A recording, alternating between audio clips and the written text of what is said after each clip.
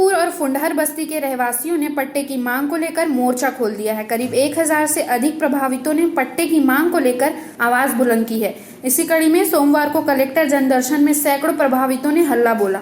युवा कांग्रेस के नेतृत्व में प्रभावितों ने जनदर्शन में पहुंचकर जमकर नारेबाजी की और कलेक्टर के माध्यम से मुख्यमंत्री के नाम ज्ञापन सौंपा। साथ ही पट्टा की मांग को गुहार लगाई। युवा कांग्रेस नेता लोकेश वशिष्ठ ने चेतावनी दी है कि यदि 10 दिन के भीतर प्रभावितों की मांग को पूरा नहीं किया गया तो वे मुख्यमंत्री निवास का घेराव करेंगे। लोकेश वशिष्ठ ने कहा है कि कई सालों से प्रभावित वहां निवासरत, लेकिन बावजूद इसके रहवासियों को पट्टा नहीं दिया जा रहा है। शासन प्रशासन इन रहवासियों के साथ दोहरी नीति अपनाकर भेदभाव कर रही है। प्रभावितों की मांगे पूरी नहीं होने तक हम पीछे नहीं हटेंगे। आज वीआईपी रोड स्थित ग्राम फुंडर नगर निगम वार्ड क्रमांक 46 के फुंडर गांव और नगर निगम वार्ड 28 के सूरज नगर के लोग अपने आबादी जमीन में जो पिछले 100 वर्ष 150 वर्ष के ऊपर से रह रहे हैं, जब ग्राम पंचायत हुआ करती थी तो जमीनें गांव वासियों के लिए आरक्षित की जाती थी, जहां आबादी जमीन के नाम से जहां गाँव वासी निवास करेंगे जब परिवार बढ़ेगा।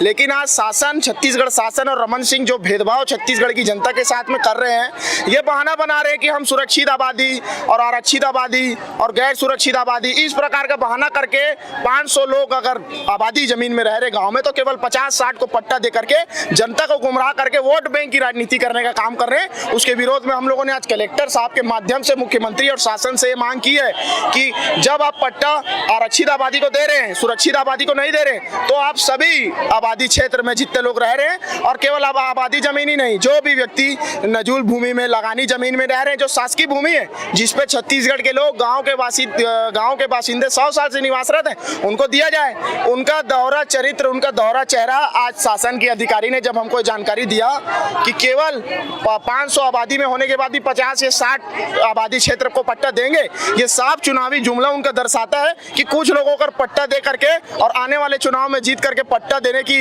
लुभावना वादा करके चुनाव लड़ना चाहते रमन सिंह। इन्होंने ये बोला कि हमको अभी तक के शासन से कोई निर्देश नहीं है आबादी को पट्टा देने का, लेकिन हमने हमारी मांग रखी है कि अगर आप हमारी बात शासन तक पहुंचा सके, 10 दिन का अल्टीमेटम हम लोगों ने दिया है। अगर 10 दिन के भीतर में गांव वासियों को किसी प्रकार का कोई मजबूत आश्वासन, कोई विश्वासप्रद जवाब नहीं मिलता है तो पूरा ग्रामवासी महिलाओं के साथ में लोकतांत्रिक प्रक्रिया से मुख्यमंत्री निवास को कूच करेंगे।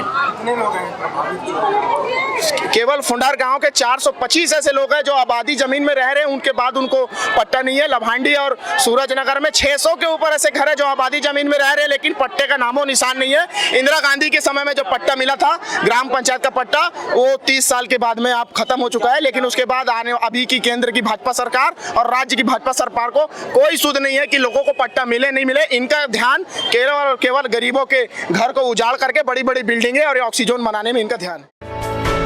For more news updates, do subscribe, like, share and comment. Clipper 28